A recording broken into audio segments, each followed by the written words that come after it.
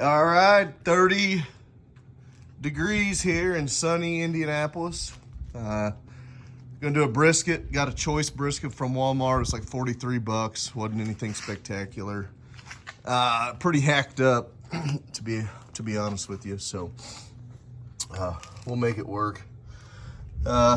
Suckle busters, salt, pepper, garlic rub. Is what I prefer. You can see what I trimmed off. I don't get fancy. I do keep the beef fat. I'm not gonna call it tallow. I'm not that fancy. So anyway, we'll put the trimmings on this side, block a little of the heat coming over to the brisket. It's hotter anyway. Render that down, save it, throw it in the fridge. Brisket, put it on. I'm gonna let this thing settle down a little bit.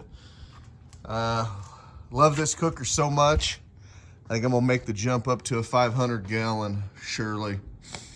We're gonna go with a half a 250-gallon propane tank for the firebox. At this point, I'm not gonna go insulated on it, unless somebody watches this video and can tell me why I need that. I know it's a lot of people say, well, it's wood savings, it retains heat. I mean, it's 30 degrees out. Now, granted, this is only a 150-gallon tank, but you can see, I mean, I'm almost 375 over here. We're just letting it settle down. But, you know, for what an upgrade on an insulated firebox costs, you can buy a bunch of wood. I mean, a bunch. I can get ricks of hickory here for 140 bucks. So anyway, somebody tell me I'm stupid. Be happy to listen to you on that. I don't know that it's a needed thing, but anyway, we'll put this, like I said, Walmart choice brisket on, and yeah, just gonna let it cook. So this thing will be up for sale soon. So pass the word along. If you're interested, let me know. Like I said, we're in Indianapolis. Awesome cooker. Honestly, I almost wish I wouldn't have bought it, because now I want the bigger one. So anyway, let me know. But yeah, I'll check back in here in a little bit once we're about an hour in or so, see what it looks like.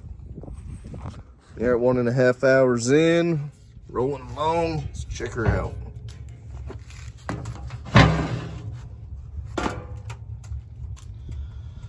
Looks pretty good to me. Spritz her down. I'm just using water. See a lot of people using apple juice or apple cider vinegar. Give it a good spritz. Put her back in. Let that bark keep forming. All right, come back in about another hour. And we're back.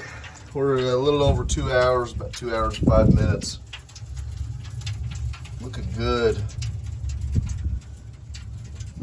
Looking real good. Like I said, this thing was kind of hacked up a little bit on the trim from Walmart. We'll spritz her down a little bit.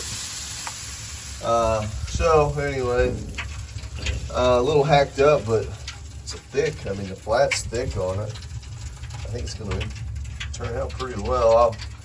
Here in the point, probably the next 30 minutes, half hour, I'll go ahead and wrap that with aluminum foil just to protect it.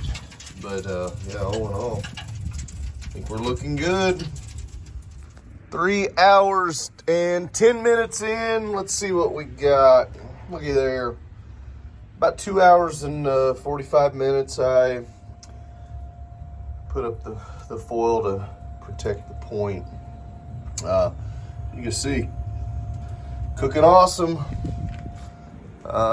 Yeah, we'll check back in, see what we got. Fire poker just fell. Yeah, check back in about another hour, hour and a half, see what we got. All right, we gonna foil boat this thing. It's about, I don't know, it's about 160. I just temped it a minute ago. Looks good. This is just some beef fat that I have from some previous briskets. Put that down in there, and then we'll wrap it up, give her the foil boat method, and I mean, yeah, I think that's my preferred way to go. So yeah, come back here after I get it wrapped up and show you what we got. Just got it foil boated. Points down here now, flats up here. I always switch it around so you can, even it out a little bit.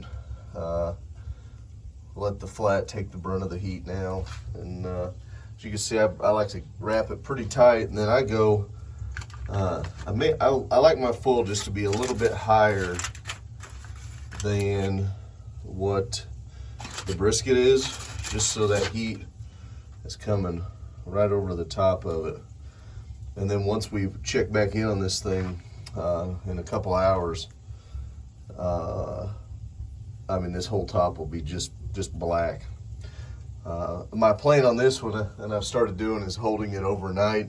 So I'm gonna hold it overnight in that Breville toaster oven at about 140, and eat this thing for lunch tomorrow.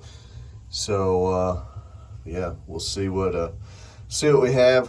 I'll spritz it a little bit, but I don't want all that water pooling down in the bottom, so just very light spritzes on the top to try and keep that, get that nice black bark. So anyway, we'll check back in.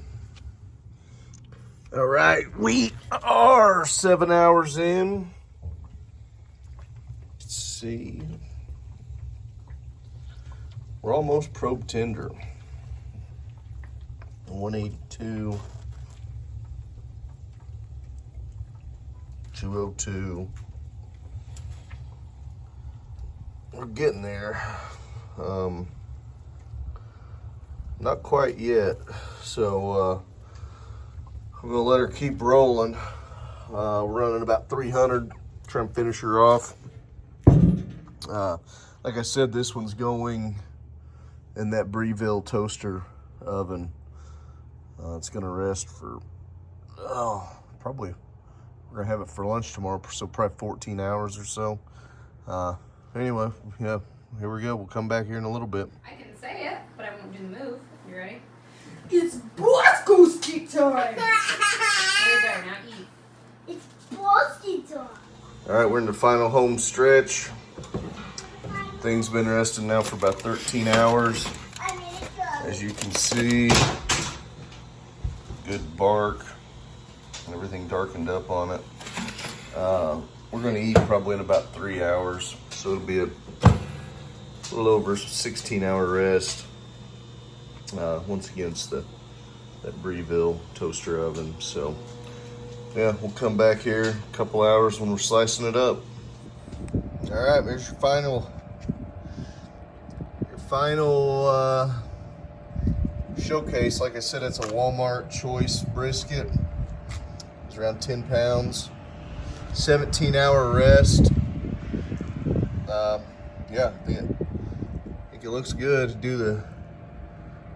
I hate to do that too much. Anyway, juicy, looks good to me. Thanks for watching.